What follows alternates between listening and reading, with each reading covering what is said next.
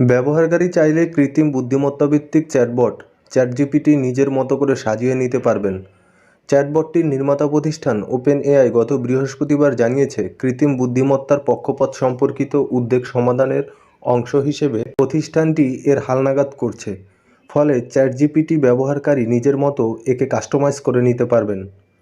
যুক্তরাষ্ট্রের San Francisco ভিত্তিক startup open AI মাইক্রোসফটের বিনিয়োগে সর্বশেষ এই প্রযুক্তি বাজারে আনে।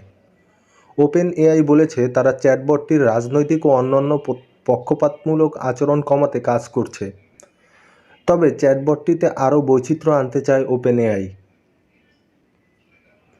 কাস্টমাইজেশনকে সামনে এগিয়ে যাওয়ার একটি পথ উল্লেখ করে এক ব্লগ বার্তায় ওপেন এআই বলে, এর অর্থ হলো এমন একটি ব্যবস্থা চালু করা যেখানে অন্য মানুষ দৃঢ়ভাবে দ্বিমত পোষণ করতে পারবে, তারপরও এই অবস্থায় কিছু সীমাবদ্ধতা থাকবে। গত বছরের নভেম্বরে চ্যাটজিপিটি উন্মুক্ত হয়। প্রযুক্তি দুনিয়ায় এই চ্যাটবট ব্যাপক আগ্রহের জন্ম দেয়।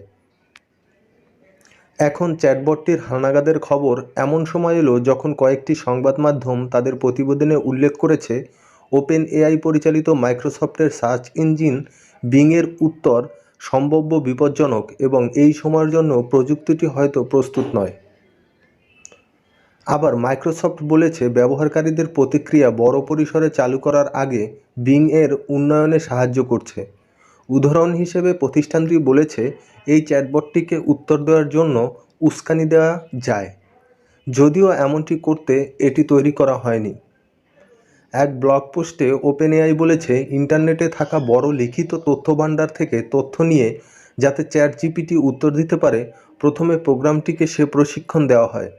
দ্বিতীয় ধাপে মানুষ একটি ছোট পরিমাণ তথ্য যাচাই করে এবং বিভিন্ন পরিস্থিতিতে কী করতে হবে তার নির্দেশ দেয়। যেমন, কোনো ব্যবহারকারী প্রাপ্তবয়স্ক, সহিংস বা ঘৃণামূলক বক্তব্য আছে এমন কন্টেন্ট চাইলে যিনি যাচাইকারী থাকবেন তার উচিত চ্যাটজিপিটিকে নির্দেশ দেওয়া যেন সে বলে, আমি এর উত্তর দিতে পারবো না।